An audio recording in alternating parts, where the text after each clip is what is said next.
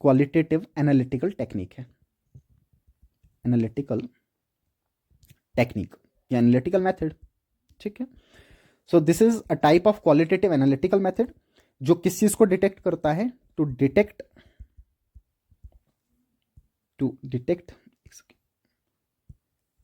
The presence of metal ions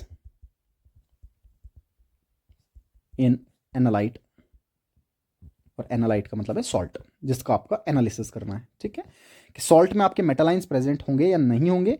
इस चीज को डिटेक्ट करने के लिए, इन मेटल आयंस को डिटेक्ट करने के लिए बोरेक्स बीड टेस्ट किया जाता है, ठीक है। अब इस टेस्ट में करते क्या है, इस टेस्ट को आप कैसे परफॉर्म करते हैं, ठीक है। अच्छा, इस टेस्ट में क्या किया जाता है, बेसिकली आपको एक प्लेटिनम का वायर लेना है, ये प्लेटिनम या निक्रोम का वायर लिया जाता है, जिनका खुद से कोई कलर नहीं होता, या इवन मान लीजिए कि जब उनको फ्लेम पे हीट किया जाता है तो खुद से कोई कैरेक्टरिस्टिक कलर वो नहीं दिखाते हैं, क्योंकि इसके अलावा आप किसी और मेटल का अगर आप बनाना चाहें वायर, तो वो खुद से कलर दिखा सकता है, जिसकी वजह से डिटेक्शन में प्रॉब्लम आ सकती है। तो आपको क्या करना है, आपको एक निकल का वायर ले लेना है, एक निकल बता रहा हूँ, सॉरी, निक्रोम का या प्लेटिनम का, ठीक है। और आपने इस तरीके से इसको इस तरीके से आगे से मोड़ देना है, सो दैट इस पे सॉल्ट लग सके, ठीक है। आपने वायर लिया था और इस वायर को आगे से इस तरीके से मोड़ दिया, सो दैट इस पे आप वो सैंपल, वो एनालाइट ऐड कर सको, ठीक है। अच्छा, अब इसके बाद आपको क्या करना है, इस वायर पे आपको ऐड करना है, यहां पे इस वायर पे आपको सॉल्ट ऐड करना है, ठीक है। लेकिन उससे पहले आपको बोरेक्स ऐड करना है, ठीक है। तो आपने बोरेक्स ले लिया, ये आपका बोरेक्स आ गया, ये आपने बोरेक्स ऐड कर लिया, ठीक है। अब इस बोरेक्स को आपको क्या करना है, इस बोरेक्स को आपको हीट करना है, इस पे फ्लेम डालना है आपको, ठीक है ना, इस पे आपको फ्लेम डालना है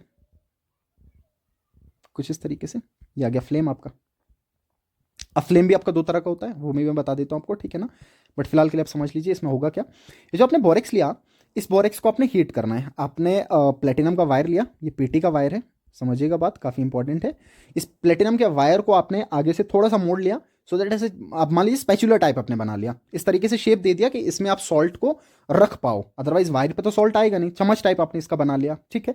अच्छा, उसके बाद ये जो बोरेक्स आपने लिया, ये जो बोरेक्स आपने कंसिडर किया था, यहाँ पे लिख लेता हूँ मैं, that is Na2B4O7.10 times H2O, सही, ये बोरेक्स का फॉर्मूला होता है, आपको पता होना चाहिए, ठीक है। अच्छा, जो आपने बोरेक्स लिया, इस प्लेटिनम के वायर पे इस बोरेक्स को आपने हीट कर दिया। अब आपको ये पता है कि जैसे आपने बोरेक्स को हीट कर दिया तो वाटर मॉलिक्यूल हट जाए, वाटर मॉलिक्यूल एवापोरेट कर गए। अब जब वाटर मॉलिक्यूल एवापोरेट कर गए तो ये एनहाइड्रस फॉर्म में आ गया, और एनहाइड्रस फॉर्म में आपको देखने को मिलेगा Na2B4O7, सो ये आ गया आपका एनहाइड्रस फॉर्म में, सो ये एनहाइड्रस फॉर्म में आपका कन्वर्ट हो गया, ठीक है। अच्छा, ये जो एनहाइड्रस फॉर्म में आपका कन्वर्ट हुआ अब इसके बाद आपको क्या करना है, सॉरी, इसके बाद इसको फर्दर हीट करना है, कंटिन्यू आपको हीट करना है इसको, ठीक है। फिर से आपने इसको हीट कर लिया, फिर से इसका फ्यूजन कर लिया, सही है ना, हीट करने का मतलब फ्यूजन कर रहे हैं आप, सो हीट लिख लीजिए, फ्यूजन लिख लीजिए, दोनों बातें सेम है, फ्यूज कर लिया आपने। अब जब आपने हीट इसको किया फिर से, तो हीट करने के बाद ये जो आपका था, ये जो पीछे आपका था, ये जो मास आपके पास बनेगा, इसके ऊपर एक मास सा बनेगा आपका एक, और ये मास आपका व्हाइट कलर का ओपेक होता है, ये बेसिकली ओपेक होता है, ये व्हाइट कलर का ओपेक मास आपको देखने को मिल जाता है। अब फर्दर हीट करने पे ये फिर से टूट जाता है, और टूटने के बाद आपके पास एक ट्रांसपेरेंट ग्लास टाइप का मटेरियल देखने को मिल जाता है, जिसमें आपकी दो चीजें देखने को मिलेंगी। एक चीज आपको देखने को मिलेगा, दैट इज NaBO2, अगर मैं इसको बैलेंस फॉर्म में लिखूं, plus boric anhydride B2O3, this is important, ये इसमें इंपॉर्टेंट पोर्शन है, ठीक है। ये बोरिक एनहाइड्राइड, ठीक है, ये आ जाएगा आपका बोरिक एनहाइड्राइड, और ये सोडियम बोरेट, ठीक है, पिछले वाला सोडियम बोरेट। सो ये जो आपके पास आगे मास बनेगा, ये जो आपके पास बना बेसिकली, और फर्दर हीट करने पे ये आपके पास ट्रांसपेरेंट ग्लासी लाइक मटेरियल देखने को मिलेगा, ठीक है। सो ये आपका हो जाएगा ग्लासी मटेरियल, इसको ग्लासी बीड भी पढ़ते हैं, ठीक है।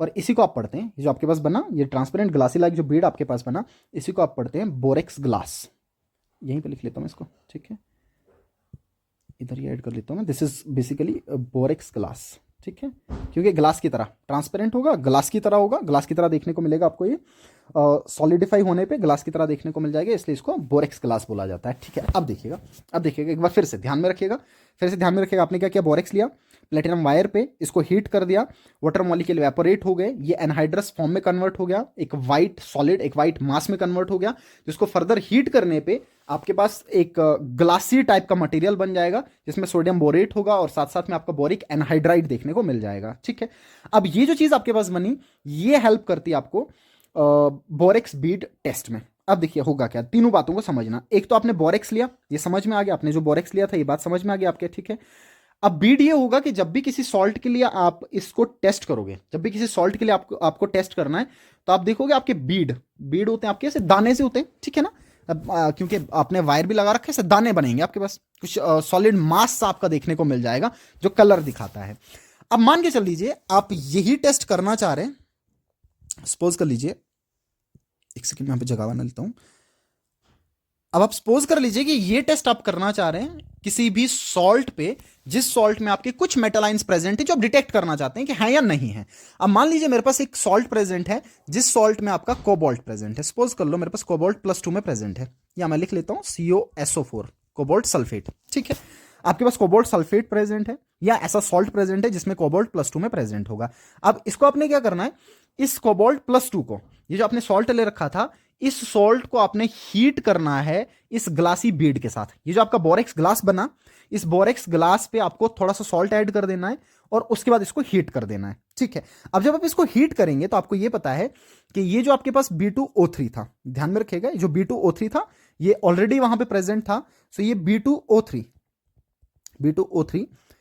रिएक्ट करेगा कोबाल्ट +2 के साथ। लेकिन जब आप इसको हीट करोगे तो ये जो कोबाल्ट +2 है, ये कोबाल्ट +2 हीट करने पे, इस कोबाल्ट +2 को हीट करने पे ये ऑक्सीडाइज हो जाएगा और COO में कन्वर्ट हो जाएगा, दैट इज कोबाल्ट ऑक्साइड में।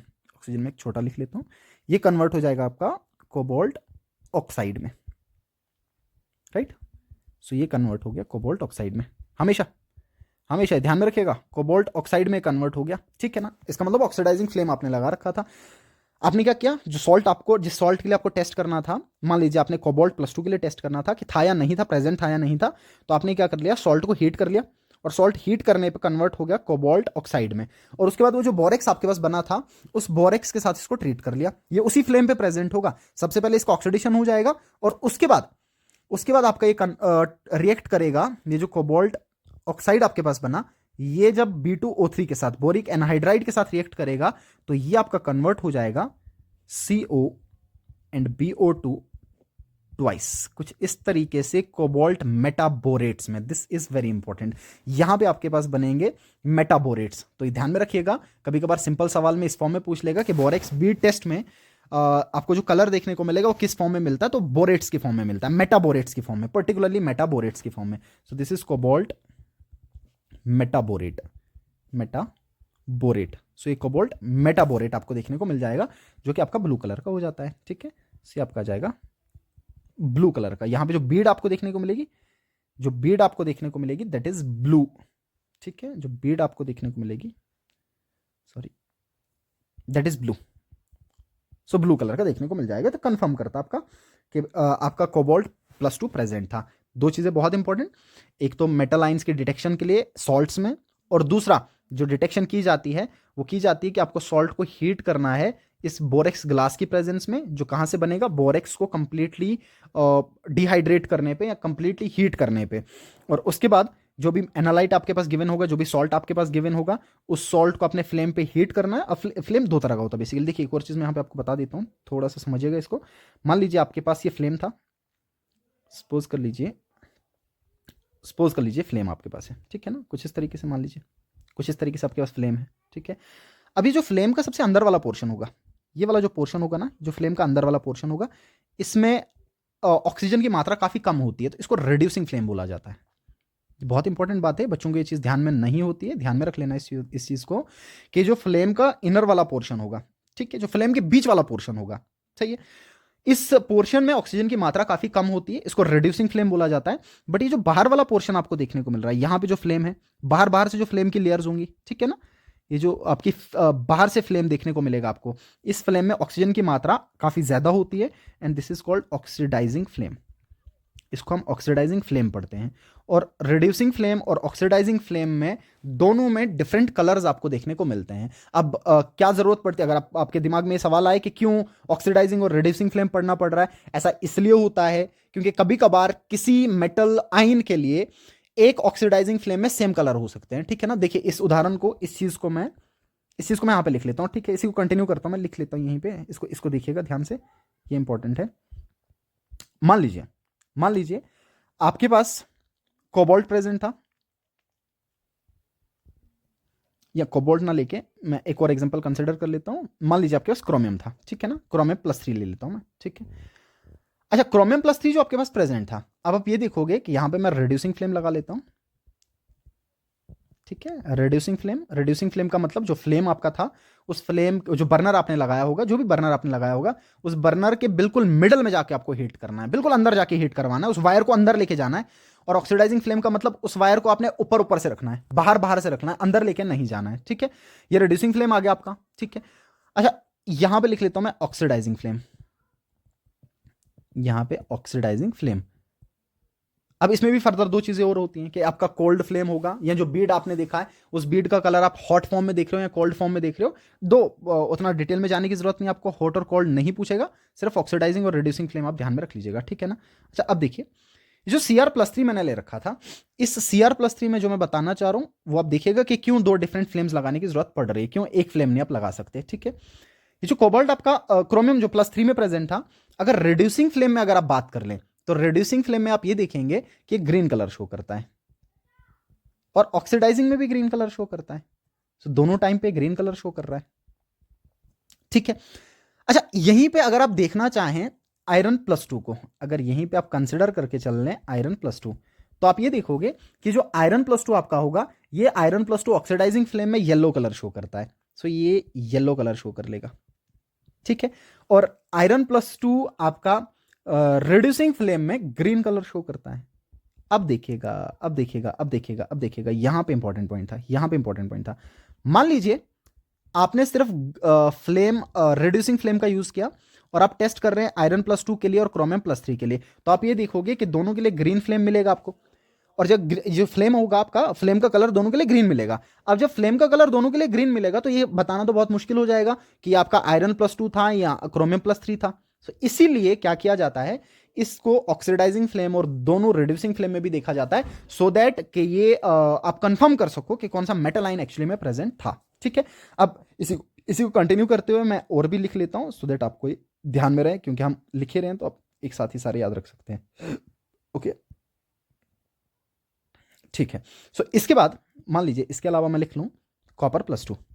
तो जो आपका कॉपर+2 होगा, ऑक्सीडाइजिंग फ्लेम में आपको देखने को मिल जाएगा कि ब्लूइश ग्रीन कलर का रहता है, ये ब्लूइश ग्रीन कलर का रहता है, ठीक है।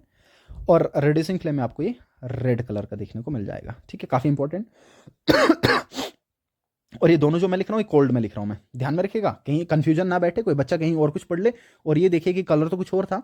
तो जो कलर अगर आपको डिफरेंट कहीं डिविएट देखने को मिल रहा हो, तो समझ जाना कि वो आपका हॉट बीड का कलर है, ये बेसिकली कोल्ड बीड का कलर है। जो भी मैं लिख रहा हूँ ये सब के सब कोल्ड बीड है, ये सब के सब कोल्ड बीड के कलर हैं, ठीक है। ठंडा करने के बाद जो आपको फ्लेम कलर देखने को मिल रहा है। अच्छा, उसके बाद कॉपर+2 के बाद मान लीजिए मैं लिख लेता हूं आपका कोबाल्ट+2, जो ऊपर भी मैंने बताया आपको। अब ये जो कोबाल्ट+2 आपका होगा, रिड्यूसिंग में ब्लू दिखा देगा और ऑक्सीडाइजिंग में भी ब्लू दिखा देगा, सो ये दोनों टाइम पे आपका ब्लू फ्लेम दिखा देता है, ठीक है। अच्छा, इसके अलावा आप मैंगनीज+2 की अगर बात कर लें, तो ऑक्सीडाइजिंग फ्लेम में वायलेट कलर का आपको देखने को मिल जाएगा, और रिड्यूसिंग फ्लेम में आपको ये ब्लैक कलर का देखने को मिल जाएगा, ठीक है। सॉरी, मैंगनीज+2 है ना, सो मैंगनीज+2 आपका ऑक्सीडाइजिंग फ्लेम में आपको देखने को मिल जाएगा और वायलेट कलर का, और रिड्यूसिंग फ्लेम में आपको यही देखने को मिल जाएगा colourless. This is colourless, okay, this is important, ठीक है। ये इंपॉर्टेंट है क्योंकि जो मेजोरिटी आप केसेस पढ़ते हो वहां पे आपको कलर देखने को मिल ही जाता है, बट इकलौता केस आपको ऐसा, like not only this one but rarely ये केस आपको देखने को मिलेगा जहां पे आपका मेटल आयन कलर शो नहीं करेगा, कलर फ्लेम शो नहीं करेगा, वो है आपका मैंगनीज। ये आपको ध्यान में रखना है, वो आपका मैंगनीज है, और मैंगनीज+2 ऑक्सीडेशन स्टेट में, और that too in reducing flame. So reducing flame में मैंगनीज+2 में कलरलेस होगा, ये ध्यान में रखिएगा, ठीक है। और एक और पॉइंट मैं नोट करके लिख लेता हूं, इस पॉइंट को भी आप ध्यान में रख लीजिए कि जो Zn+2 आपका होगा, इसके लिए कोई टेस्ट नहीं होता, नो, ये कोई भी बीड आपका टेस्ट नहीं देता, कोई भी कैरेक्टरिस्टिक्स फ्लेम नहीं देता, so no borax bead test, no borax bead test, इसके लिए कोई भी बोरेक्स बीड